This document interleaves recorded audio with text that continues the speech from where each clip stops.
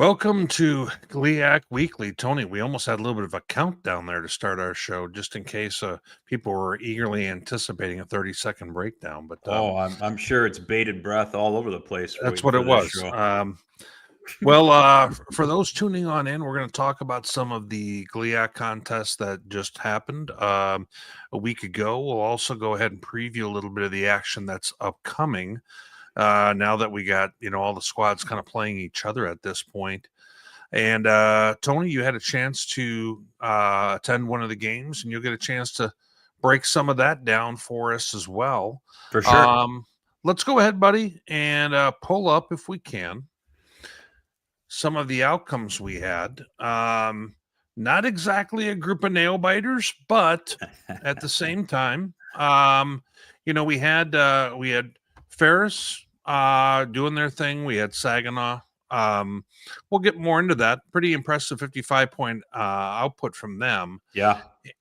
Michigan Tech and Davenport. You were at that game, so we're going to look at that momentarily. And then Grand Valley and Northern Michigan in a game that didn't exactly look like 35-7 at half, but we'll let you break that down a little bit for us. Let's go ahead and take a look, Tony, at our first contest. Yeah, we'll do that for sure. Yep, for sure. And Ferris State 59-0. We're probably hoping that Wayne had a little bit more for him. We know what Ferris is. Yep. Part of me feels like this is a little bit more telling on where Wayne might be right now. Yeah, and you don't want to have it be that way, but it's right. When you're this far into the season and you go on the road against a team that you actually played pretty well against last year, and we started to see some Champ Edwards last year, and you only possess the ball for 24 minutes. You throw 3 picks. You just have a hard time moving the ball in general. It's just not the kind of result that you're looking for. You know what I mean? So, this was, as far as Ferris goes, obviously everything that you would have tended to expect. I mean, Wyatt Bauer played basically a quarter and a half. Chase Carter, we'll talk about him a little bit more in a minute. He ended up playing about a quarter and a half, and they both moved the ball pretty much at will. Engineering or piloting that the Ferris offense. So, yeah, as far as Wayne goes, I guess we would have liked to have seen them be able to do better than 2.4 yards per play in this one. Just again, because it seems like this is an offense that should be in a little bit more rhythm than it has been this year. And it just didn't do it. I mean, 110 yards of total offense. You saw a couple of different quarterbacks in this game trying to figure out something that would work, and it just wasn't. Just wasn't. Yeah, and looking at some of their year-to-date stats, I mean, just over 200 yards of offense per game, 50 yards rushing per contest at 2.1 yards a carry. Yeah. We don't normally, we're not going to get on this show to dwell on the teams with the shortcomings. And to some extent, history is written by the victors, and that is how everything is with this. And, on the flip side, Ferris taking care of business. And putting themselves they're winning the games they're supposed to. Yep. So that when they play the games against the top teams in the league, they're in a spot where they've already gone ahead and put themselves in a nice position when it comes to playoff standings and everything else. So, well, and on top of that, though, it's a team that the coaching staff's got to have some comfort in. Our guys are executing. They're going out, and it might not be against the stiffest of competition every week. And again, we'll talk about that a little bit more when we start looking ahead to their game against Tech this weekend. But it's still, they're going out and doing what they're supposed to. And that's sometimes for elite teams, that's part of sometimes one of the things that gets overlooked is going out and taking care of business and frankly hammering an opponent that you are significantly better than. And there's no question about it that throughout the arc of this season so far, Ferris has absolutely done what it's supposed to do in those situations. And we've seen plenty of examples so far in this halfway through the season where teams aren't taking care of business when they're supposed to. So there's a value to that, no question at all. Definitely.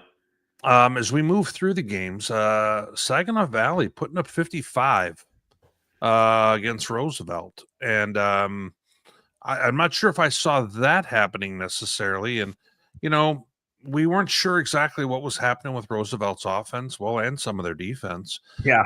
It was like this was a bit of a get-right game for them. Yeah, so the thing that I was most impressed with Saginaw in this game was 386 yards rushing, I think it was, or 384. It was somewhere north of a big number. 374. Sorry, I was dancing around it, but couldn't get there.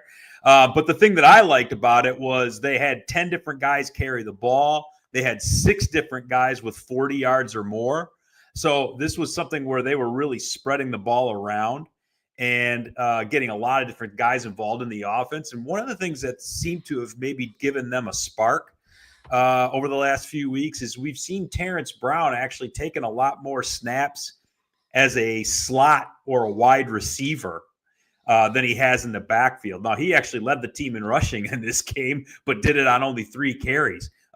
He actually spent, again, more time in the lined up wide, and he's really had a big impact on the team in terms of his pass catching ability and the team's ability to leverage that. And so you've seen still Mason McKenzie doing a lot of ball carrying, but Michael Jamerson's really kind of come into the spot where he's the lead back now. It just seems like ever since they've done that, this offense has operated at a much higher level. Now, obviously, there are always factors that are far more, it's not just one thing that they did, but it just seems to be one of those indicators that, okay, this offense is starting to look and feel like we kind of thought it would heading into the season. And for whatever reason, in those first 4 weeks, we just kind of didn't see as much of it. Sure. Well, certainly creates interest for what they may look like in the back half of the season. And they've got a big matchup this week that we'll talk about here, soon enough. Mm-hmm. I'm going to go ahead and move to our next contest. The one that we kind of figured all along was going to be probably the tightest matchup of the week. Now, Tony, you had a chance to go ahead and get boots on the ground here and be at this contest. Before we jump in too far, what were some of your observations?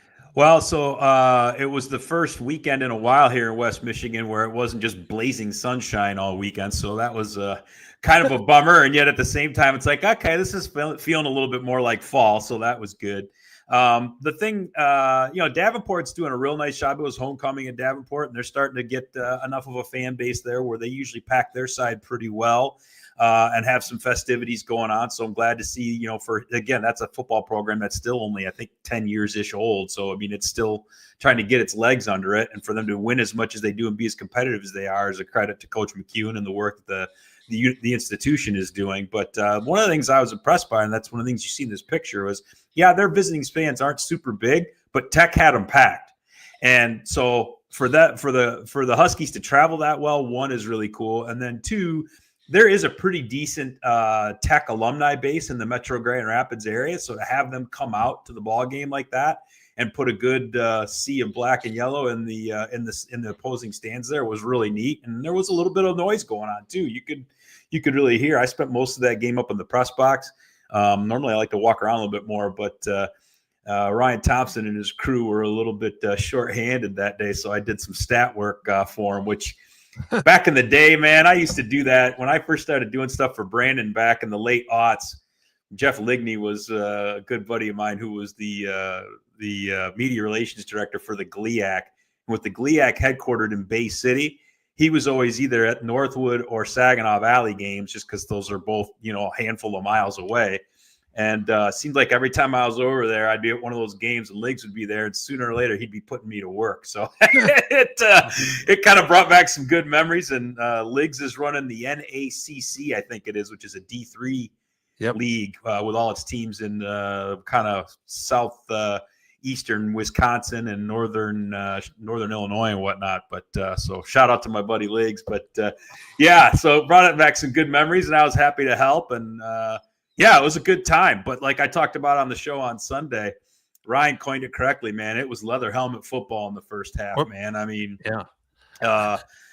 just neither team had 100 yards of offense. The two teams combined at the end of the game barely got over 400.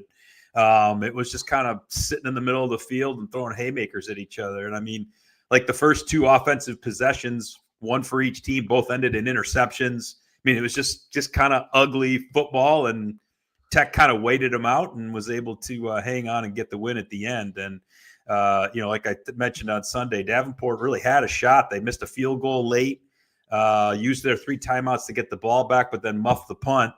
And then Tech was able to kneel it out. So, it's 2 teams that we thought might be able to move the ball a little bit better than they did. And, they didn't.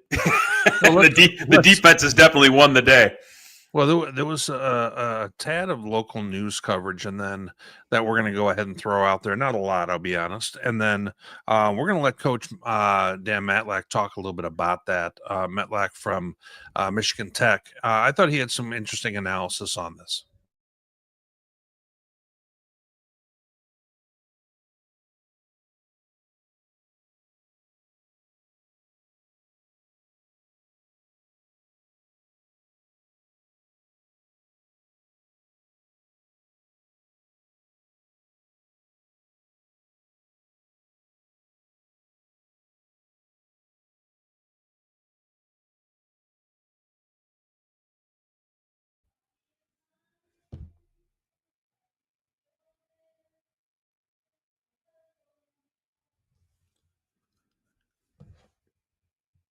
Good. I mean, our guys played hard, loved our physicality.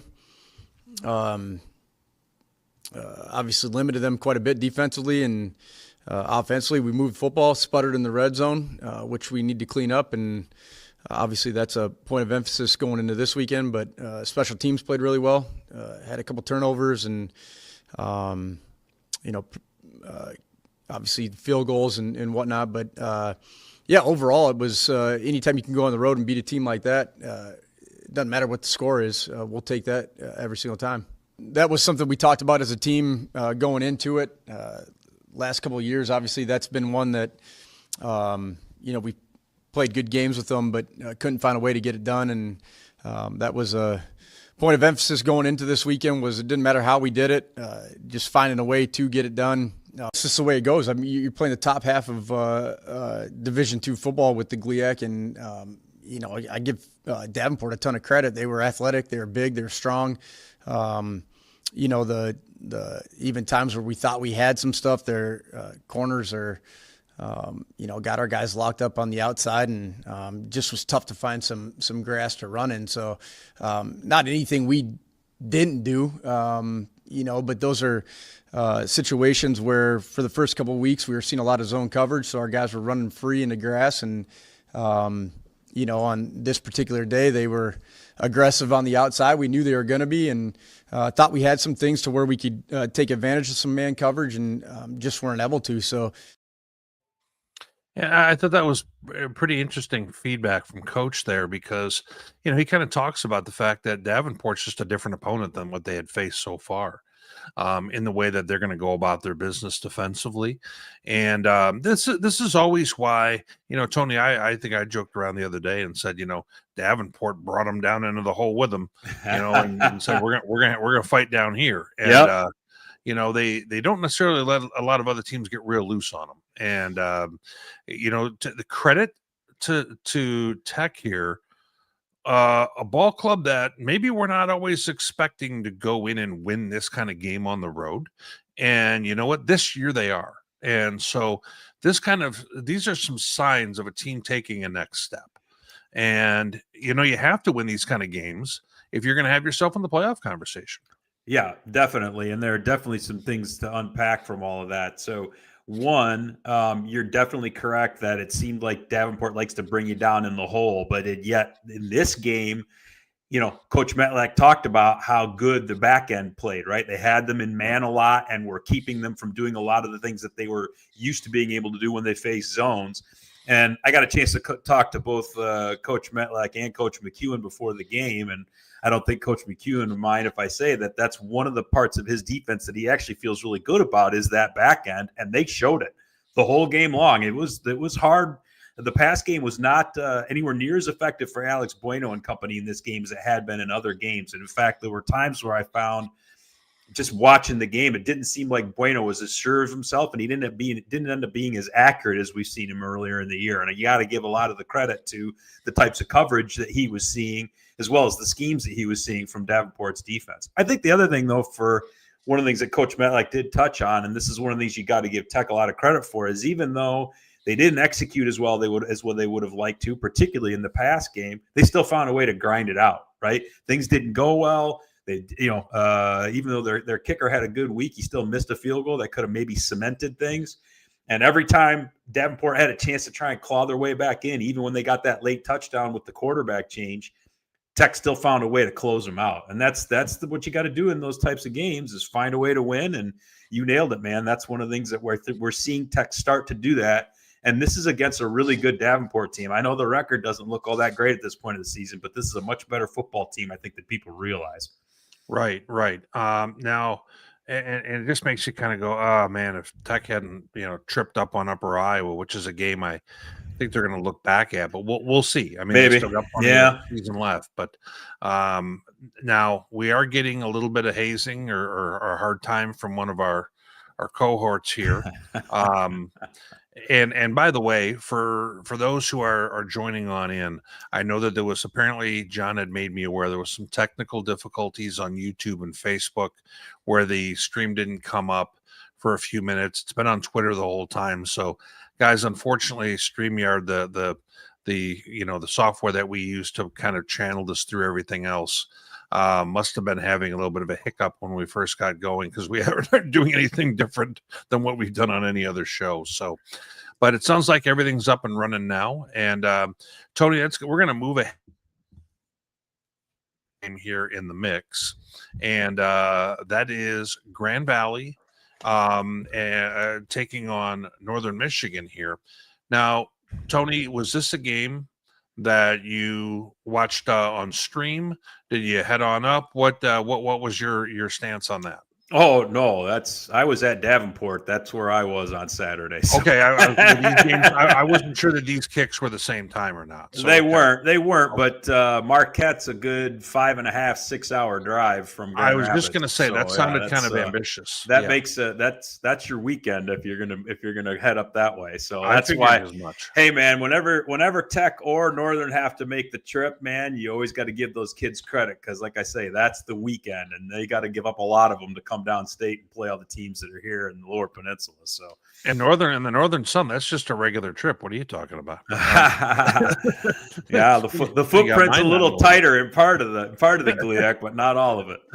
Not all. Well, I'm going to throw on the video first, and then we'll come back and talk a little bit about this one. This game here, you're going to go ahead and see pressure there. Schuster gets hit. It reminded me back to kind of that Pitt game where he got hit a few times, but a little bit. When I'm looking at this, Tony, this is my thoughts are right before halftime. Northern's going in here to kind of try and tie things on up, and they're able to go ahead and score here. And all of a sudden, the Northern fans are over the moon, and at the same time, Grand Valley fans are going, "What's going on here?" Tony, give me a little bit of help here. We've got quarterback 8, Zach. How do we say his last name? I believe it's Olenichek. Easier for you to say, apparently. Yeah, well, I grew up in the Polish hood in Grand Rapids, so I know how some of those pronunciations work. Well, I'm Polish, but we end in SKI and CKI. So, and then as you take a look here, Grand Valley starts to assert themselves a little bit more in this contest. We liked it so much, we got to see that one a little bit twice, right? And then they start to pull away here as the third quarter gets moving on, and you're going to get a chance to see Schuster with a real nice throw. We're going to go ahead and see the slot runs a corner route here, and he just kind of puts it on up in a perfect spot where he's going to get it or nobody, and that's just a really nice throw. And Tony, I've mentioned this anytime I watch him. I really like his touch and the way he throws the football. Yeah. What was your assessment of this game? Because it's kind of 2 ball games in one. The first half where it was 7-7, and then in the second half when Grand Valley asserted themselves.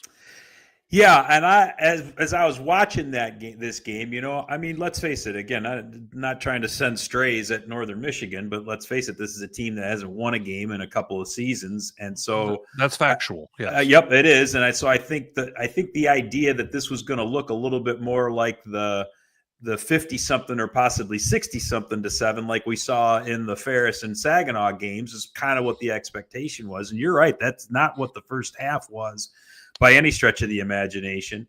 Scoreless first quarter, and both teams managed to cobble together a touchdown in the second quarter. I think, for Grand Valley defensively, they did have a little bit of a trouble with Trevor Turkoff, who I think that was his first start. Duke Chauvel and Austin Rydell are both out. And so you saw a quarterback that basically was like a converted wideout. And so Grand Valley looked at times like they weren't sure what he was going to do. They did do some passing in the flat that looked a little bit more unique to what they'd been doing. And so they were able to kind of spread Grand Valley out and get a little bit more in the run game. And so in the first half, they were pretty effective. Second half, not so much. And especially once Grand Valley got a lead, the interceptions started coming and things got a little bit easier for the Grand Valley defense in this game. But I think offensively, one of the things that we had noticed through the first handful of weeks seemed to fix itself against Davenport, but started to manifest itself again was, geez, where's the run blocking? Where's the dominant ability to control the line of scrimmage in the run game and get that going? They did some more stuff, quarterback-based stuff, that helped alleviate some of that. But, boy, just to line up and give it to your backs and get it going, it was very stop and start for the Lakers in that one. And then in pass protection, yeah, you were right. On that first touchdown, Schuster got hit pretty good, and that wasn't the only time. So it just seems like there's still some work in progress that's happening for Grand Valley offensively to really get to where they want to be and really live out the identity that they want to have, because they just didn't do it, for all 4 quarters. You saw maybe a quarter and a half of it in this game, but it definitely wasn't something that they could hang their hat on as something they did consistently. Yeah, I mean, it feels like this squad can be explosive, but right now they're 6th in the league in rushing the football. And it just doesn't seem like something that checks with how their identity has maybe been in the recent past. And we're still going to have to kind of wait and see on some of this, because I don't think that Pitt State was a true how good are they? I think that's a really, really tough game. But and for anyone in Division II, especially a younger offense going into a place like that, it's a tough ask. Yeah, but I'm curious to see how did they do against the Davenport, not the Davenports, the Saginaws and some of the others that are upcoming. Yeah, and if they can really kind of put the throttle down a little bit and make it a more physical ball game in the way that maybe we've gotten used to them being in the past. So for sure. And I think, it can happen, right? I mean, it's funny, we watched the Bears on Monday night.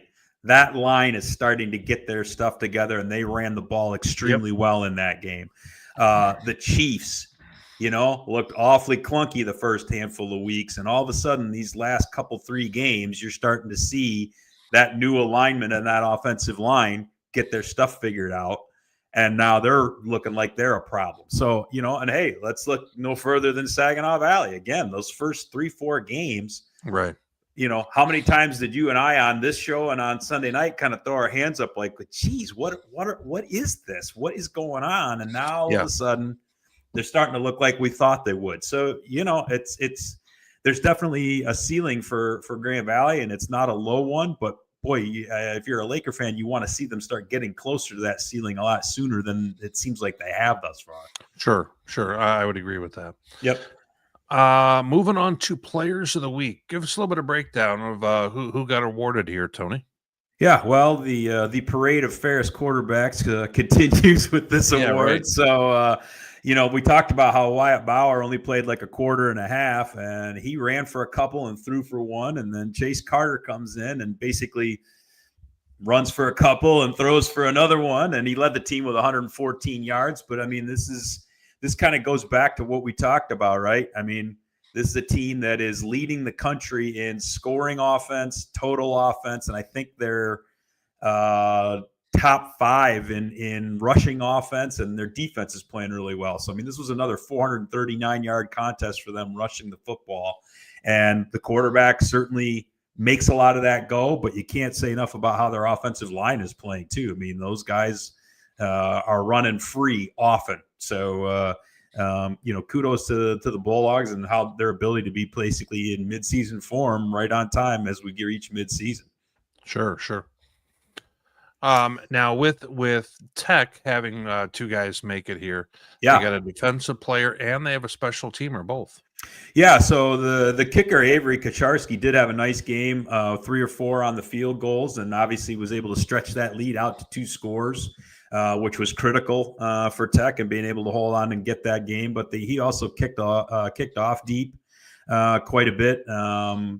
He had an impact on that game for sure, just with his accuracy and his reliability in the field goal game. So kudos to him. And then as far as Chase Cook goes, man, I told you I was running some stats and doing some spotting for Davenport Sports Information. And I'm telling you, I kept calling number 7 on the tackle a lot. So to see him get this award, he did have a pick early in the game as well. I mean, he was definitely all over the field, and I think he's still playing with a club on his hand. So I don't know if he's got a broken wrist or a broken finger or a broken hand or what, but he's had that for a lot of the season, and he's still been making plays, and he keeps picking off passes, even though he's only got one hand. So it's pretty impressive for him the way he's been playing this year. He must have a good amount of stickum on the other one then, but or on the club.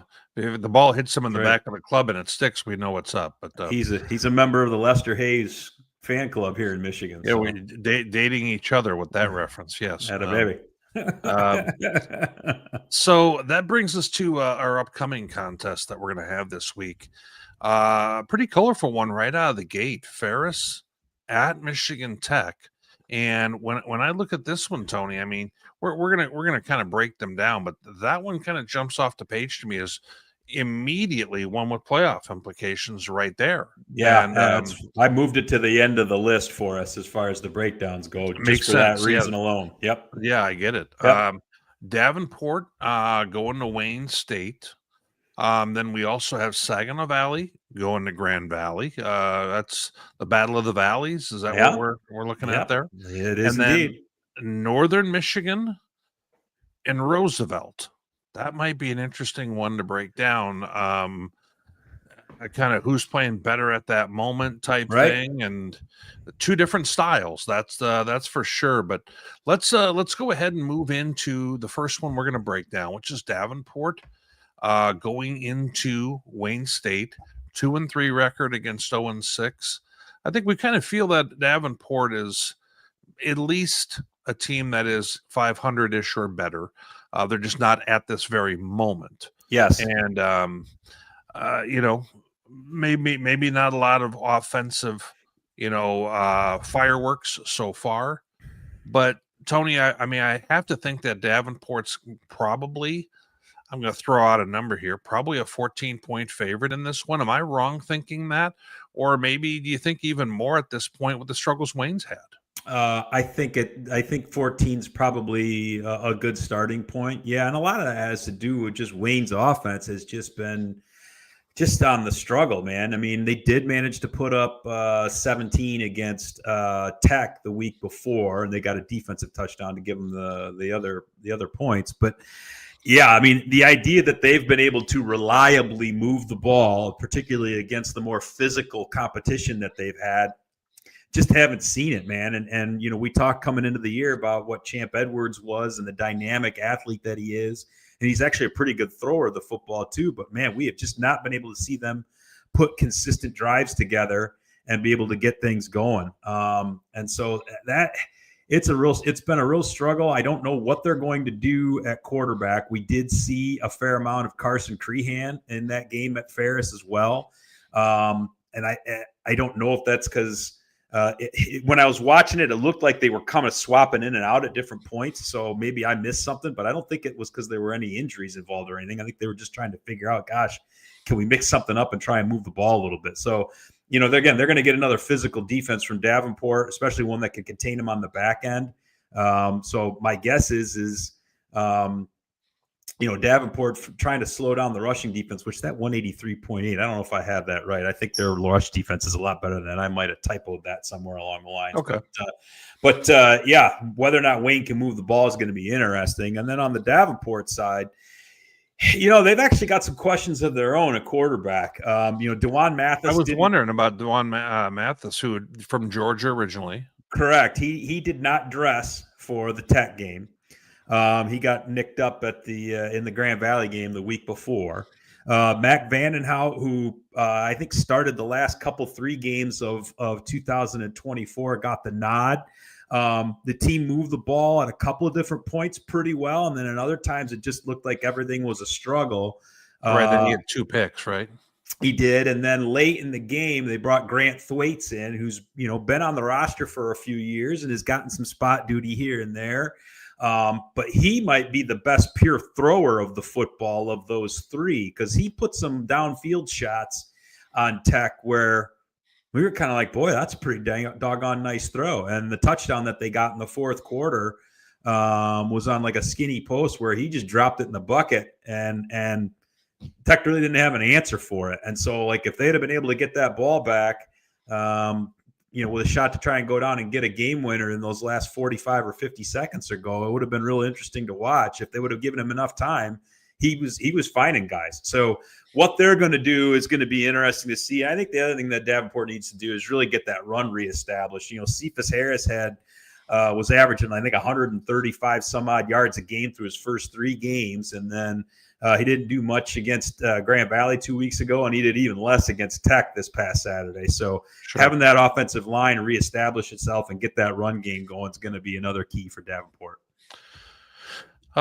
Taking a look at some of the other games on our list, this is the one we were kind of referencing a moment ago, Northern Michigan and Roosevelt. Okay, Roosevelt's got to win, but their last few weeks have been real rough. Like losing by 50 kind of games, back to back. Yep. And it makes you wonder, I mean, with their defense, giving up 500, almost 30 yards a game. I feel like Northern Michigan has been an almost team this year. They've almost hit the pay window more than once. Yep. I feel pretty comfortable, Tony, and this might sound wild to some watching the show. I feel pretty comfortable taking Northern Michigan to win this game. It's funny, Witt. I might be in that same boat with you because, you got to give Roosevelt a little bit of a pass in that, the last 2 weeks they've played some pretty potent offenses. And so that's why some of the numbers look awfully gaudy. I mean, anytime that you're a team that's struggling and you've got Ferris behind you in the window, they're going to skew your numbers a little bit. With that said, the only game that Northern really wasn't competitive at any point was the Saginaw game 2 weeks ago. Mm-hmm. But part of why was because Saginaw did a great job of pinning Northern deep multiple times to where they were trying to move the ball out of their own end zone. And then I think that was the game too, where I think we saw Austin Rydell start, but he didn't make it real far. And so then Turkoff had to come in and move over from wideout and actually play quarterback the rest of the game. So it's really kind of, it was his first action. And so that game was actually tight for a quarter and some change. It was like 7-0. And then I think Saginaw got it to 14 and then stretched it out a little bit. But that final margin was only 18 points because Northern started moving the ball in the second half. Now, they probably did get some twos and whatnot, but nevertheless, they kept going, and that Turkoff got his legs under him, and they started getting some things figured out. So, and then we saw last week, and again, we talked on Sunday that, that Northern game was the 50th anniversary of their 1975 national championship. And so, that was pretty cool, and they might have had some extra emotion going and whatever else. But, this is a team that, like you said, I think they've been a lot closer a lot more often than Roosevelt has, despite the fact that Roosevelt has notched a win. So if Northern goes down to Chicago and gets this one, yeah, it wouldn't surprise me in the least. And you know what? If Roosevelt takes care of business against them, they can come get me in the comments. I have no problem with that. Yeah, tip the cap. I put my, for sure. You know me, I'm not afraid to put myself out on these. So let's Saginaw Valley and Grand Valley here. These teams, boy, Tony, a year ago, when we would describe this game, I feel like we're describing two teams that are a lot different. Oh, yeah. Than 1 year ago at this same time. No doubt about it. And that's not a knock to either one. Stylistically, they're different, especially Grand Valley.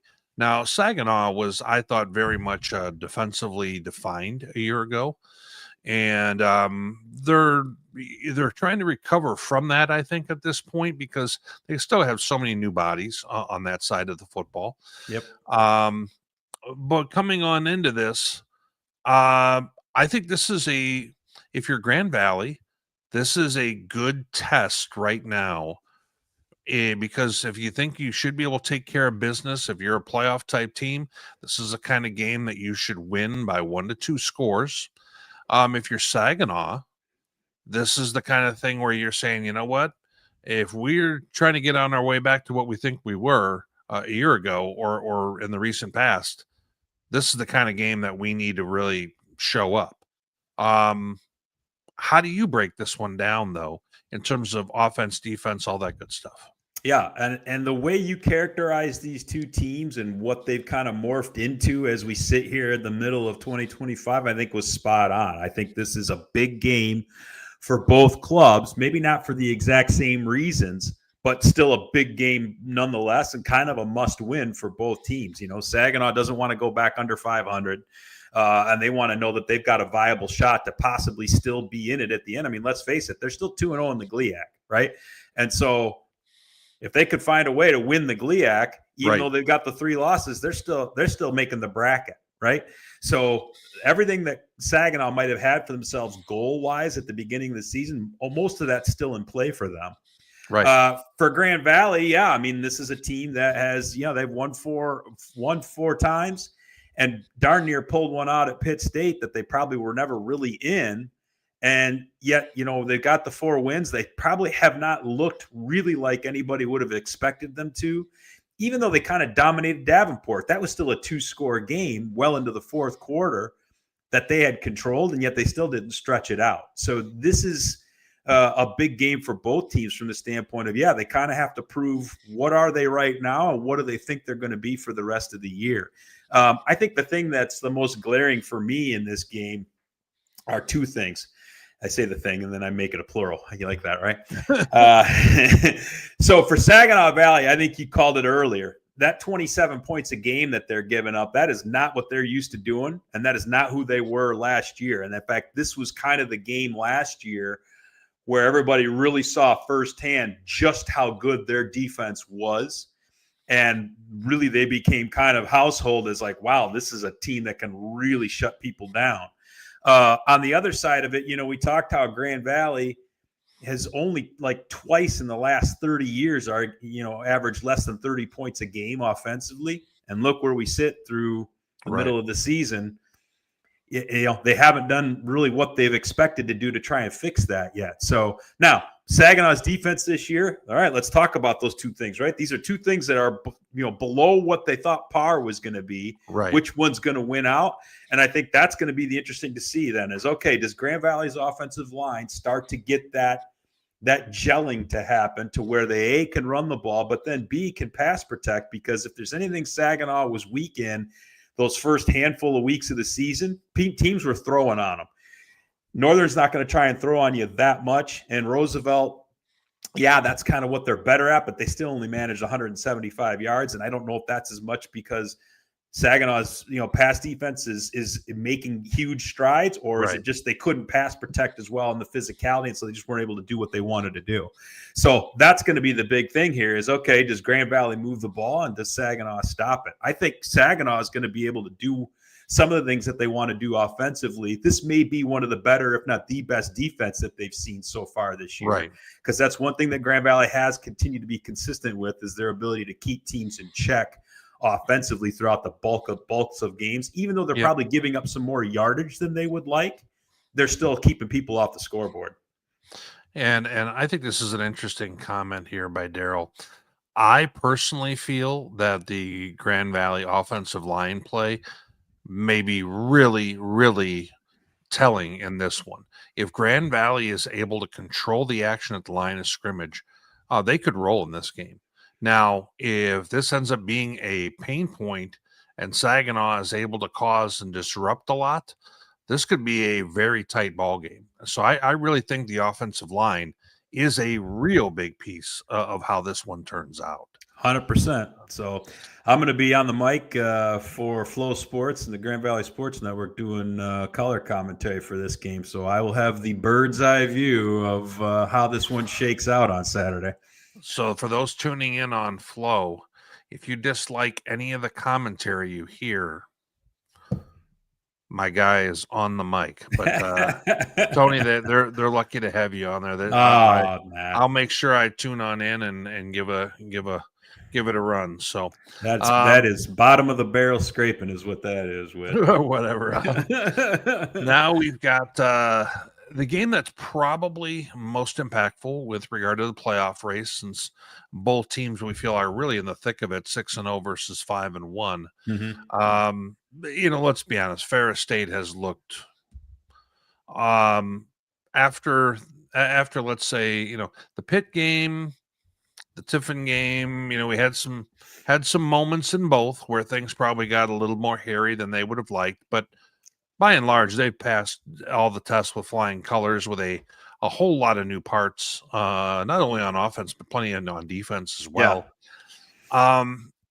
Michigan Tech, what do you feel Michigan Tech can realistically try and hang their hat on here in an effort to win this contest? Do you think that you try and, because Michigan Tech's done well against the run.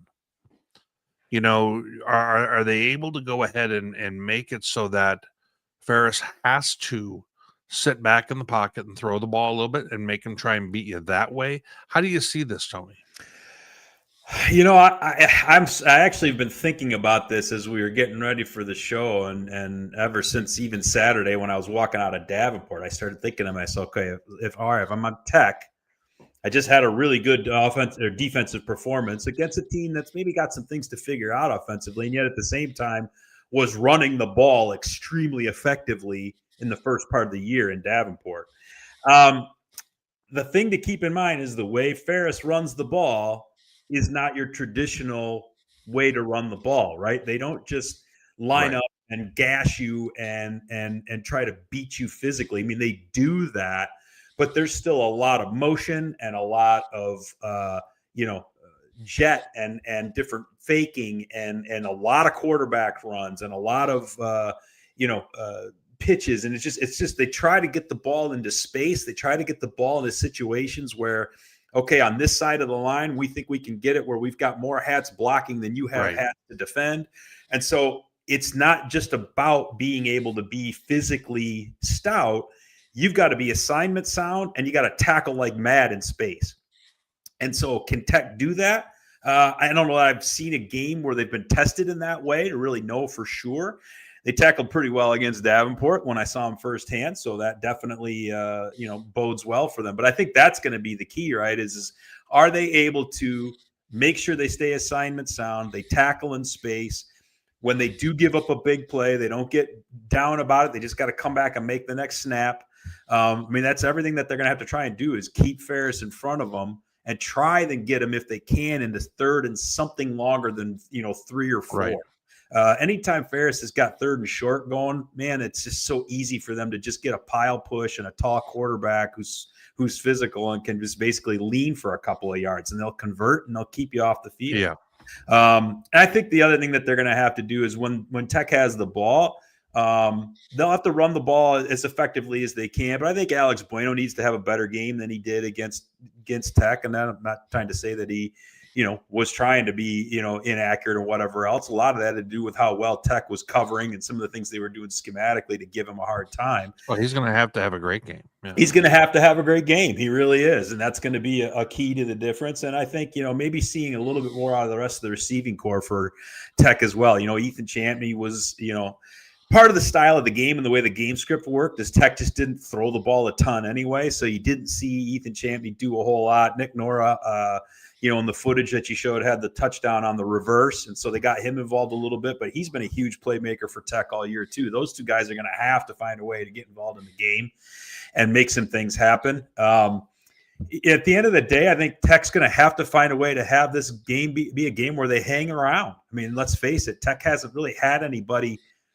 push them to any sort of a limit where they feel like they've got to, figure out how to win and overcome some difficulties as the game progresses. I mean, this is a team that hasn't given up a point in 12 quarters. I mean, Right. those teams that they've played during that stretch have only combined to win one game, but so what? They're still handling their business when they're supposed to. So this is a Ferris team that's going to come in feeling like they can run anything they want, and Tech's going to have to find a way to do something about that.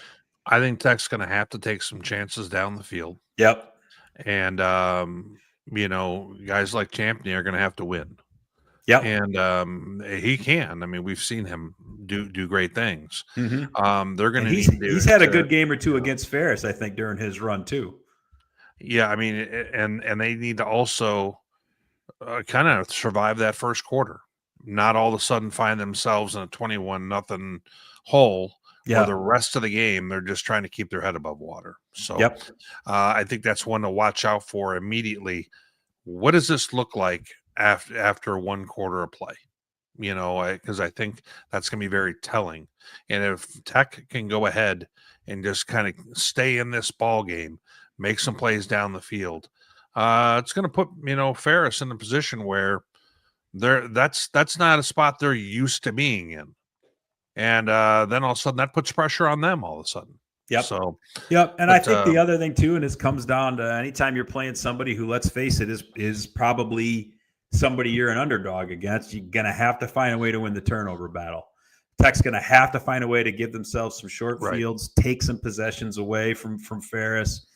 Maybe even get one return score. That's going to be something that they're going to have to figure out a way to do. And then similarly, if they do manage to score and they're kicking off, they got to keep Ferris's special teams under wraps too, because their return game has been on it this year. So, Wyatt Bauer's been tremendous for them, but he has put the ball on the deck a few times. Yes, he has. Yep, he hasn't thrown a pick yet, but he's put the ball on the deck a few times. I don't think they've lost too many of them, but yeah, that's going to be something they're going to have to cash in on if they get the chance to.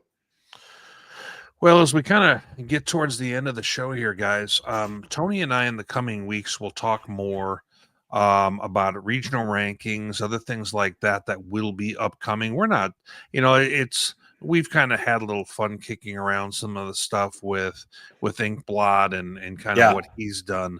But when you really look at some of those things right now, they feel real premature like that. Like some of those numbers haven't had a chance to ferment just enough. I watched the MIAA show last night, Witt, so I know exactly what you're talking about. Yeah. So in an effort not to kind of have a redo of that, Tony and I will start to address those numbers, but maybe just a tad early. Yep. Now, when we take a look at our top 25 here, Tony, we've got Ferris at 1, of course. Then we got Grand Valley sitting right there in the 12 spot. Nobody else, listed. Obviously, Michigan Tech was a team that we had ranked. And then, when you lose to an Upper Iowa squad that wasn't on the list already, for example, that dropped them out. But I think they're still kind of right on that next group of teams to get on in. Tony, when we look at this here, I mean, there's a pretty broad mix that we have here in the top 25. And if we circle and we kind of look a little bit more at who are the teams in the super region to keep an eye on, for people who follow the GLIAC, you've got teams like Indy at 16. Yep. You got, Findlay at 18. You got Ashland at 19 right there, right in that immediate grouping. I think those are some of the real important ones to watch. Now, in the Northern Sun, you've got up there, you've got at 8, at 10 and 14, you've got Mankato, Augie, and Duluth. Yep. And, it feels like those teams are about a half a slice above the ones that we just mentioned. But they've also played more of each other than what we've seen in some of those ones down below. Now, we will go ahead with Findlay. Tony, I think we're going to find out about them here in the coming weeks, because when they start to play, because they haven't had a chance to, to play the Ashlands and they haven't played what? Did they play Tiffin yet? I can't. Why can't I remember that now? They haven't played Tiffin, have they? No, they go Ashland Tiffin to finish the season. That's right. It is. Right. Yeah. So they played Wayne out of conference, which isn't really helping them much, but they did play Indianapolis and got a win over them. So that's going to help them immensely. But like we talked about on Sunday night, the fact that Findlay's doing so well and that Indy's other out of conference, who was it? They played 2 really good out of conference games. And Indy has beaten Ashland, and then they lost. They beat Ashland. Yeah, exactly. So Ashland's obviously on their way and doing well. So Indy's going to be that team that, I think a lot of people, we don't always maybe talk about them as much as we could or should, but, that one loss by only 3 points, and if they run the rest of the table and have that 9-1 D2 mark on that high strength of schedule, like I say, that's a team that we're not used to talking about being a seeded team in that top 4. But I don't know how their resume would. It'd be real hard to justify them not being there. I feel like we're going to see Indy hosting. Yeah, I think they're going to be a top 4. And I don't have a problem with it, really. No, that's what the criteria calls out. They've had a really tough go. Pitt, Grand Valley. Yeah, let's give them a little bit of a break, huh? Right. But I mean, they could have very easily been unbeaten, like you mentioned. So sure. But in the coming weeks, we'll take a deeper dive into all of this. But you can see a little bit of representation right here when we start talking about what does the super region going to look like in some of these squads. Tony, I think what we're going to find is that when you and I really dig into this, my teams in the Northern Sun are going to be playing each other again because of the geography of it, and I'm going to be banging my head on the table, my friend. Well, and I'm real curious to see if we don't have some similar things going on within the GLIAC, right? I mean, well, at least you guys can travel to some of the teams like Findlay and others. The Northern Sun teams, I was doing quick looks. They're not within travel distance of anyone but themselves right now. Yeah, no, that's true. If you're a Grand Valley or a Ferris, those have always been the 2 most likely teams from the GLIAC to make the playoffs. Obviously, Tech's going to have something to say about it, and Saginaw can still have something to say about it like we talked about. But if we talked about just those 2, but even I guess if we could include Saginaw Valley in that conversation for where they are geographically, yes, a Findlay or an Ashland is very drivable, as is Indianapolis. So, right. Those are reasonable trips. But, the NCAA has already shown a proclivity to say, oh, well, yeah, that's 4 hours. And, some of these other drives are 40 minutes. So we're just going to do that. None of us love it. I would agree with you on that. Definitely not. Well, not to get too far ahead of ourselves, but we will, once we get a little closer to that and the regional rankings come out, we'll take a deep dive into them. For sure. A lot of football to be played. Yeah, and this is obviously all fresh and new for us, and the fact that all the conference champs are going to get in is going to be something to wrap our head around too. Yeah, it is a different dynamic than what we've basically any of us that have been involved with D2 have never known it that way. So, exactly. Well, thank you very much for tuning on in and listening to us talk a little bit of GLIAC and Super Region 3 as well. Tony, enjoy your game this weekend. I got a bye week out here because of Northern Sun. Nobody's doing anything, so I might just tune into your game, my friend. Well, geez, hopefully I don't embarrass myself. Well, thank you very much, everyone, for tuning on in, and head on out to a game. Thank you. Thanks, everybody.